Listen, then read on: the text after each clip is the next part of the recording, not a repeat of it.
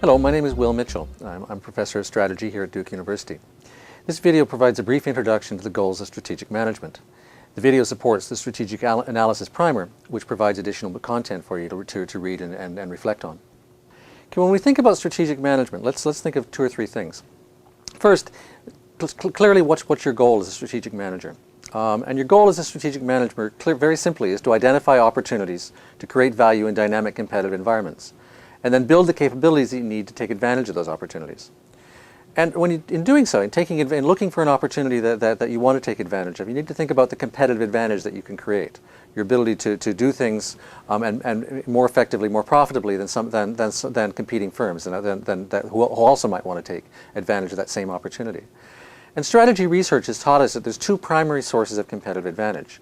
The first is differentiation, the second is efficiency. Now, a differentiation strategy essentially means that you offer goods and services that your competitors can't match.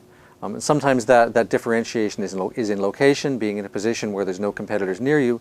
More often, it's in terms of product characteristics, service characteristics, support for products and services that you can provide to customers in ways that your competitors can't do.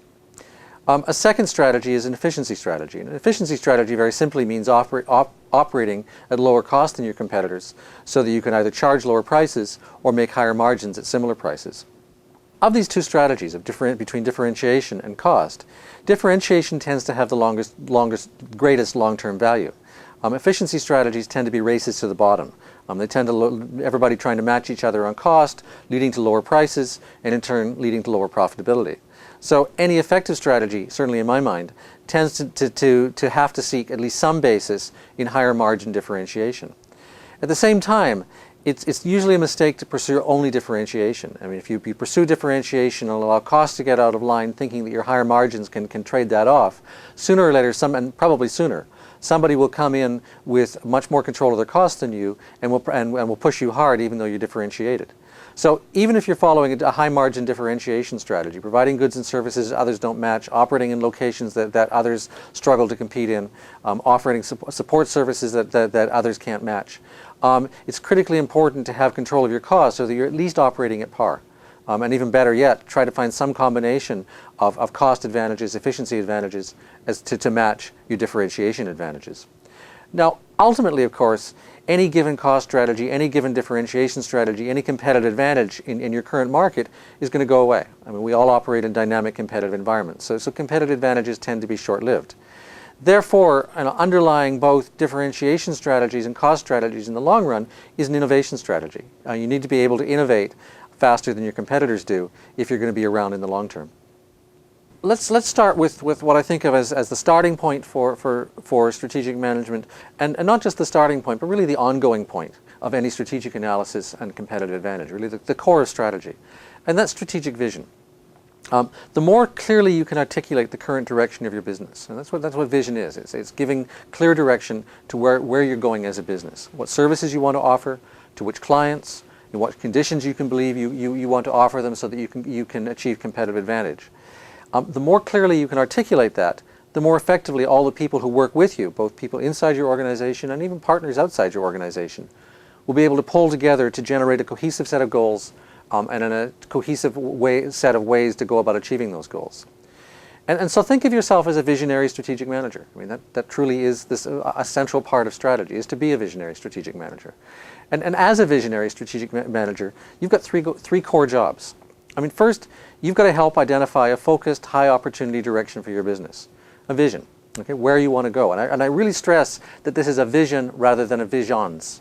I mean, there's a huge difference between having a vision and having visions. One is effective, the other tends to lead everybody in many directions that they can never possibly get to. So first, high opportunity, focused direction. Second, you need to have the ability to articulate that vision clearly. All the relevant stakeholders need to understand it. People inside your company, people outside your organization, the partners that you work with. They need to understand it, they need to accept it, and they need to be able to articulate it themselves. I should be able to walk into your organization, I should be able to walk up to anybody inside your organization and say, what's the vision for this company? And frankly, I should get the same answer from everybody I talk to. They may not use exactly the same words, but I should get the same understanding, the same message from each person I talk to. If not, then you haven't yet been able to articulate your vision clearly enough for people to understand it. So that's the second point. First is identification, second is articulation. Third, you need to be able to help all the stakeholders develop specific goals and implementation plans for their own implementations that fit within that vision, so that their activities, the activities of their business units, contribute to achieving the vision. So the vision is the high-level point about where you want to go, the clear sense of what direction you're going in and what you're achieving. That's going to be drilled down into objectives, into goals for individuals and individual units, and implementable plans with timelines and resource commitments that'll allow them to work together along each of the threads of the business in order to achieve that vision. So those are the three things: identification, articulation, individual plans. It's critically important at the same time that you don't become trapped in an obsolete vision. It was once upon a time the right thing to be aiming for, but it's now lost its competitive advantage. You're working in dynamic environments. The old vision was great in the past. It's no longer great. You've got to be able to change vision. Sometimes visions you have the good fortune they last for a long time. Other times, if you're in particularly dynamic environments, you may have to change fairly rapidly. If you're not able to, you go out of business. You'll disappear. And let's recognize that just stating the vision and then moving on is not possible. I mean, the vision is, in some sense, is a proposition. The initial vision is where we think we're going to go. Then you need to move on to doing strategic analysis of the competitive environment, analysis inside your organization, and that analysis of the industry, of the market, of your organization, of your people, should help you reshape your vision. It should help you give a sense of what makes sense and what might need to be changed. In turn, as you reshape your vision in the context of undertaking strategic analysis out externally, strategic analysis internally, this intertwines with the process of creating a viable strategic plan for your business. Let's summarize this discussion of vision with two or three basic points. In my mind, strategic vision is both the starting point of strategic management and it's the ongoing point of strategic management. It needs to be there at the beginning and it never goes away. It's how you identify where to go. It's how you bring people on board with you to work with you to work with you so that you go there together. And it needs to be a vision rather than visions. It needs to be a clear, single, focused sense of what it is you want to achieve at this point of time. And it needs to change. Competitive conditions change. Environments we operate in change. And so a critically important part of strategy is being able to change vision and bring people on board with you in order to make those changes. And that really highlights an important part about people's willingness to change. It's easy to think of people as being resistant to change, and many of our theories talk about that, and many of our experiences talk about that.